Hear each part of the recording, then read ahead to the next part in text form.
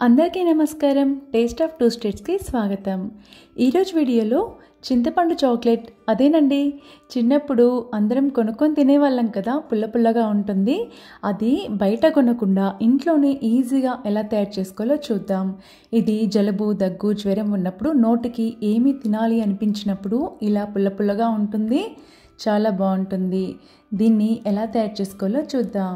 దీనికోసం స్టవ్ మీద కడాయి పెట్టుకొని కొద్దిగా ధనియాలు, అలాగే వాము, ఓమా అంటారు కదా, వాము, కొద్దిగా జీలకర్ర. కొలత కరెక్ట్గా అవసరం లేదండి, కాస్త అటు ఇటైనా పర్వాలేదు. వాము కాస్త ఎక్కువ ఉండేలా చూసుకుంటే ఫ్లేవర్ బాగుంటుంది. ఇప్పుడు వీటిని కాస్త చిటపట అనేలాగా వేయించుకొని ఒక గిన్నెలోకి తీసుకొని పక్కన పెట్టుకోవాలి. చూడండి, ఇలా చిట్పట అంటాయి కదా, అలా ఉంటే సరిపోతుంది. ఇప్పుడు ఒక బత్తాయి సైజ్ అంత చింతపండుని, అది కూడా సాఫ్ట్గా ఉండే చింతపండు అయితే బాగుంటుందండి. మరీ గట్టిగా ఉన్న చింతపండు అయితే కాసేపు నానబెట్టాలి.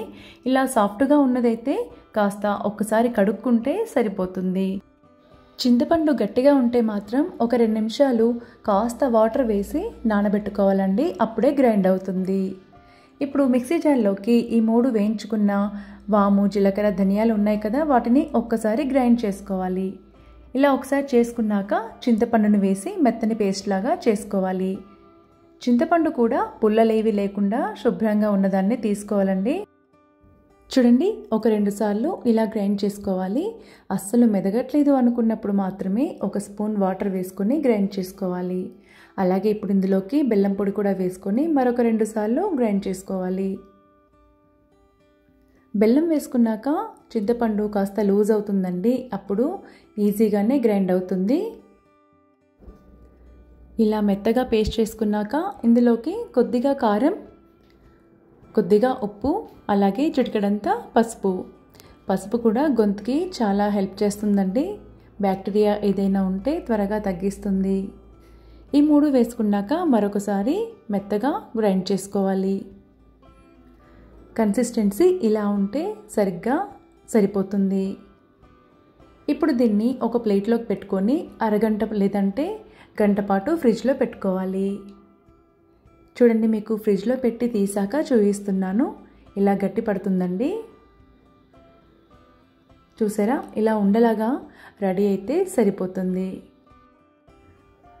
ఇప్పుడు దీన్ని మన ఇంట్లో నార్మల్గా ఐస్ క్రీమ్ స్టిక్స్ ఉంటాయి కదా, దానికి ఇలా చివర్లో పెట్టుకొని ఎంజాయ్ చేయడమే. జనరల్గా ఈ సీజన్లో జలుబు, దగ్గు, జ్వరం కామన్గా వస్తాయి కదా, అలాంటప్పుడు నోరంతా చేదుగా ఉంటుంది కదా. మా చిన్నప్పుడైతే ఆల్బుకర పండ్లు ఉండేవండి, అవి చాలా బాగుండేవి. ఇప్పుడు అన్ని చోట్ల అవి దొరకట్లేదు. అలాంటప్పుడు ఈ చింతపండు చాక్లెట్ని ట్రై చేయండి. నోటికి పుల్ల పుల్లగా ఉంటుంది, అలాగే నోరంతా చేదనేది పోతుంది. ఇది ఒక్కసారి చేసి పెట్టుకొని ఫ్రిడ్జ్లో పెట్టుకుంటే 1 మంత్ అయినా ఉంటుందండి. ఎప్పుడు కావాలంటే అప్పుడు తీసేసుకొని తినడమే. ఇవి ఇప్పుడు అన్ని చోట్ల కామన్గా దొరుకుతున్నాయి. కాకపోతే ఇలా ఇంట్లో చేసుకొని తింటే ఆ రుచే వేరు, అలాగే కెమికల్ ఫ్రీగా కూడా తినేయచ్చు. అలాగే ఏజ్తో సంబంధం లేకుండా చిన్న పిల్లల నుంచి పెద్దవాళ్ళ వరకు చాలా అంటే చాలా ఇష్టపడతారండి. ఒకసారి చేసి పెట్టండి, ఎలా వచ్చిందో నాకు కామెంట్ సెక్షన్లో తెలియచేయండి. ఇలాంటి ఈజీ అండ్ సింపుల్ రెసిపీస్ కోసం తప్పకుండా సబ్స్క్రైబ్ చేసుకోండి టేస్ట్ ఆఫ్ టూ స్టేట్స్.